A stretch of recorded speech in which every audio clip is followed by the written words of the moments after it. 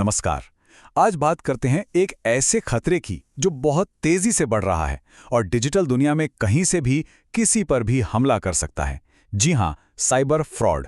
ये अब सिर्फ अखबार की कोई खबर नहीं है, बल्कि एक ऐसी कड़वी हकीकत है जो किसी के भी दरवाजे पर दस्तक दे सकती है।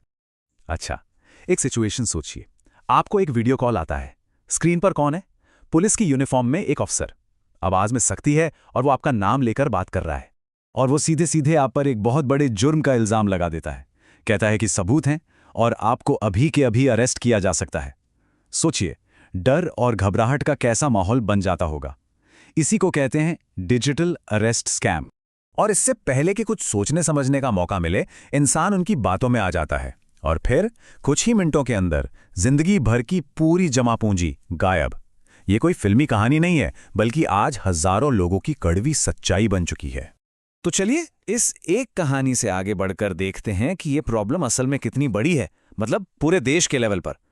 ये साइबर क्राइम का एक ऐसा मकड़ जाल है ना, जिसमें पूरा देश फंसता जा रहा है। आंकड़े सच में चौंकाने वाले हैं।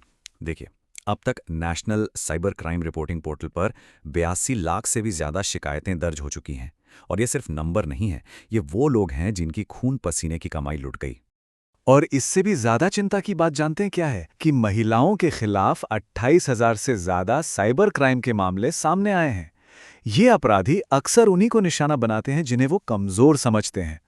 एक मामला तो ऐसा है जो सुनकर ही दिल दहल जाए। एक बुजुर्ग कपल से पूरे 14 करोड़ रुपए ठग लिए गए और तरीका वही, फर्जी आईपीएस अफसर बनकर वीडियो कॉल किया और एक नकली गिरफ्तारी का पूरा ड्रामा रचा।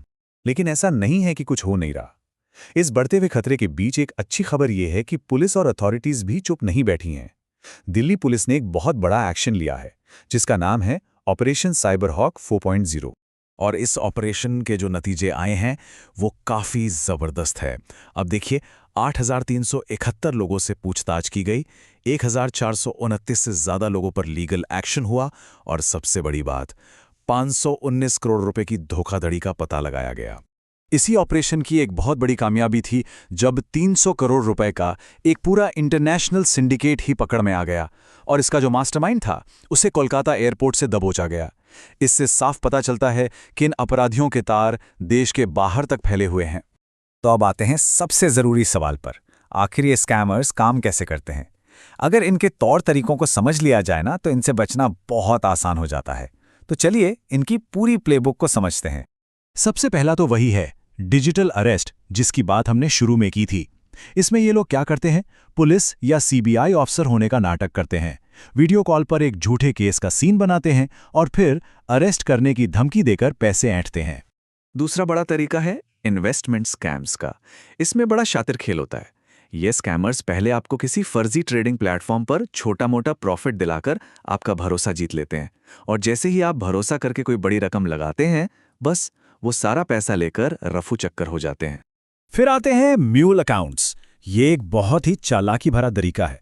इसमें अपराधी क्या करते हैं कि बेरोजगार या कम जानकारी वाले लोगों के बैंक अकाउंट इस्तेमाल करते हैं अपने पैसों को घुमाने के लिए, मतलब मनी लॉन्ड्रिंग के लिए। फ्रॉड का पैसा इन अकाउंट्स में आता है और अकाउंट होल्डर को छोटा मोटा कमीशन देकर ये लोग अपने पैसों का असली सोर्स छुपा लेते हैं। और एक जो बहुत ही खतरनाक टेक्निकल तरीका है वो है एपीके फ्रॉड। इसमें आपको एक अनजान लिंक भेजा जाता है और कहा जाता है कि इस ऐप को इंस्टॉल कर लो। ये ऐप अक्सर प्ले स्टोर या ऐप स्टोर पर नहीं होती, इसे साइट से इंस्टॉल करवाया जाता है। और जैसे ही ये .apk फाइल आपके फ़ोन में आती है, ये आपका सारा personal data, password, banking details सब कुछ चुरा लेती है। तो ठीक है, अब हम इनके तरीके तो समझ गए। तो अब सवाल ये है कि भाई बचा कैसे जाए? देखिए, सबसे बड़ी बात यही है कि बचाव ही सबसे अच्छा हथियार है। तो कुछ बहुत ज़रूरी बातें हैं जिन्हें हमेशा ध्यान में रखना है। पहली, कभी भी किसी भी अनजान कॉल पर अपना ओटीपी, पिन या बैंक की कोई भी डिटेल शेयर मत कीजिए। दूसरी, ये बात गांठ बांध लीजिए कि कोई भी असली पुलिस या सरकारी अफसर कभी वीडियो कॉल पर पैसे नहीं मांगेगा। तीसरा, कहीं भी पैसा इन्वेस्ट करने से पहले उस प्लेटफॉर्म की 100 बार जांच पड़ताल कर लें। चौथा, थोड़े से कमीशन के लालच में अपना बैंक अकाउंट किसी को इस्तेमाल करने के लिए कभी ना दें, यह अपने आप में एक जुर्म है। और पांचवा, जैसे ही धोखाधड़ी का जरा सा भी शक हो, फौरन रिपोर्ट करें। इसमें एक एक मिनट कीमती होता है। और अगर कभी ऐसा लगे कि किसी फ्रॉड के शिकार हो गए हैं, तो बिना एक सेकंड भी गवाए तुरंत हेल्पलाइन नंबर 1930 पर कॉल करें या फिर cybercrime.gov.in पर जाकर ऑनलाइन शिकायत दर्ज कराएं।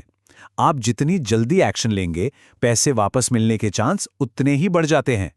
आखिर में बस एक बात समझनी है, हमारी और आपकी जागरूकता ही वो पहली दीवार है जो इन अपराधियों को रोक सकती है। ये लोग हमारे डर और हमारे लालच का ही फायदा उठाते हैं। तो बस अगली बार जब कोई अनजान लिंक सामने आए या कोई ऐसा ऑफर जो सच होने के लिए बहुत ज्यादा अच्छा लगे, तो उस पर क्लिक करने से पहले एक पल रुकना और सोचना, क्या मेरा अगला क्लिक सेफ है? सतर्क रहिए, सुरक्षित रहिए।